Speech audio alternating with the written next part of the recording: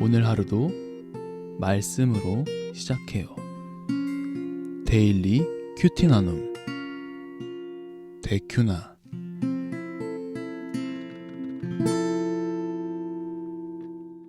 참 좋으신 하나님 아버지, 오늘도 큐티를 통하여 말씀하여 주시고 나의 삶을 돌아보게 하셔서 주의 뜻대로 살아갈 수 있도록 인도하여 주시옵소서. 예수 그리스도 이름으로 간절히 기도드렸습니다. 아멘. 아기가 없이 우연히 사람을 밀치거나 기회를 엿봄이 없이 무엇을 던지거나 보지 못하고 사람을 죽일 만한 돌을 던져서 죽였을 때 이는 아기도 없고 해하려 한 것도 아닌즉 회중이 친자와 피를 보복하는 자 간에 이 규례대로 판결하여 피를 보복하는 자의 손에서 살인자를 건져내어 그가 피하였던 도피성으로 돌려보낼 것이요 그는 거룩한 기름 부음을 받은 대제사장이 죽기까지 거기 거주할 것이니라. 그러나 살인자가 어느 때든지 그 피하였던 도피성 지경 밖에 나가면 피를 보복하는 자가 도피성 지경 밖에서 그 살인자를 만나 죽일지라도 피 흘린 죄가 없나니 이는 살인자가 대제사장이 죽기까지 그 도피성에 머물러야 할 것임이라. 대제사장이 죽은 후에는 그 살인자가 자기 소유의 땅으로 돌아갈 수 있느니라. 이는 너희의 대대로 거주하는 곳에서 판결하는 규례라. 사람을 죽인 모든 자 곧 살인한 자는 증인들의 말을 따라서 죽일 것이나 한 증인의 증거만 따라서 죽이지 말 것이요 고의로 살인죄를 범한 살인자는 생명의 속전을 받지 말고 반드시 죽일 것이며 또 도피성에 피한 자는 대제사장이 죽기 전에는 속전을 받고 그의 땅으로 돌아가 거주하게 하지 말 것이니라. 너희는 너희가 거주하는 땅을 더럽히지 말라. 피는 땅을 더럽히나니 피 흘림을 받은 땅은 그 피를 흘리게 한 자의 피가 아니면 속함을 받을 수 없느니라. 너희는 너희가 거주하는 땅 곧 내가 거주하는 땅을 더럽히지 말라. 나 여호와는 이스라엘 자손 중에 있음이니라. 아멘. 오늘은 어제의 본문에 이어서 부지 중에 살인한 자, 실수로 살인을 저지른 자에 대해서 이야기합니다. 악의를 품지도 않았고 계획하지도 않았고 해하려는 마음도 없었고 보지도 못했는데 우연하게 사람을 죽이게 된 경우에는 도피성으로 피하게끔 하셨습니다. 이 고의성에 대해서는 24절에 의하면 회중들의 역할이었습니다.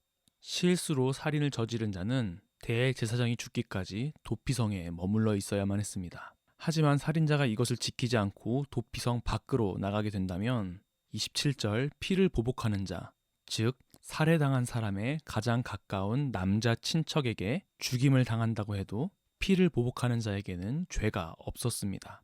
부지 중에 살인을 저지른 자는 대제사장이 죽고 나서야 자기 소유된 땅으로 돌아갈 수 있었습니다.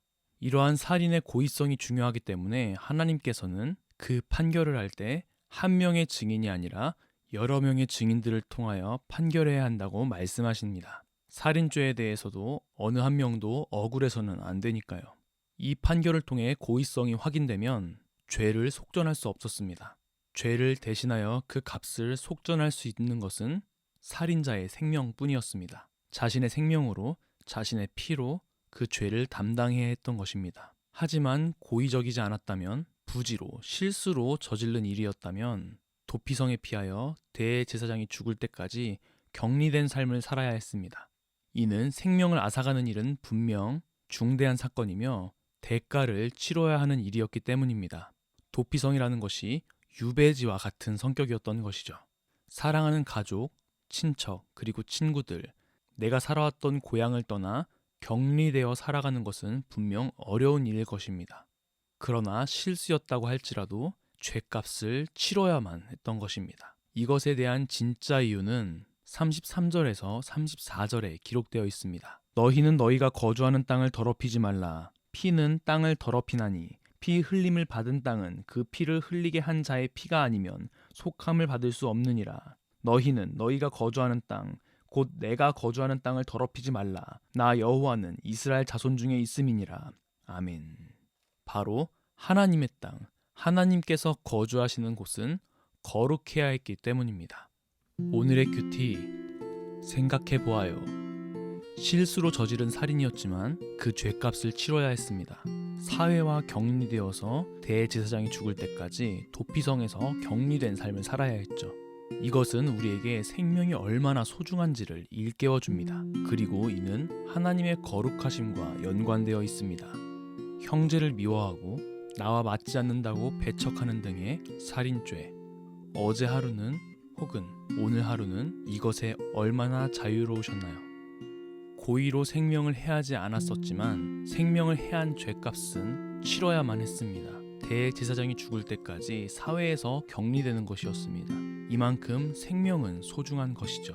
어제의 본문에서 오늘까지 우리는 고의로 혹은 실수로 죽인 자들의 그 죄를 해결하기 위해서는 대가가 필요하다는 사실을 볼 수 있었을 것입니다.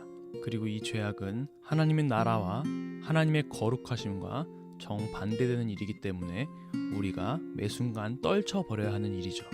오늘 하루 내 옆에 있는 사람들을 더욱더 사랑해주고 더욱더 이해하려고 노력하고 무엇보다도 하나님의 형상으로 창조된 사람이라는 것들을 인정하는, 그래서 그들과 나 사이에 하나님의 뜻을 더욱더 발견하는 그런 오늘 하루가 되기를 소망합니다. 기도하겠습니다. 참 좋으신 하나님 아버지, 우리의 마음 가운데 하나님의 말씀을 심겨주매 감사합니다. 실수로 사람을 죽인 자들도 그 죄값을 꼭 치러야 했던 것들을 우리가 기억합니다. 왜냐하면 하나님의 땅은, 하나님의 나라는 거룩하기 때문입니다. 우리도 그것을 기억하며 매 순간 죄에서 멀어지고 우리를 거룩하게 가꾸어 나가는 그러한 삶을 살 수 있도록 인도하여 주옵소서. 우리의 능대로 하지 마시고 오직 예수 그리스도의 능력을 의지함으로 그렇게 매 순간 성화되어가는 삶을 살 수 있도록 우리 모두를 이끌어 주시기를 소망합니다. 감사합니다. 예수 그리스도의 이름으로 간절히 기도드렸습니다. 아멘.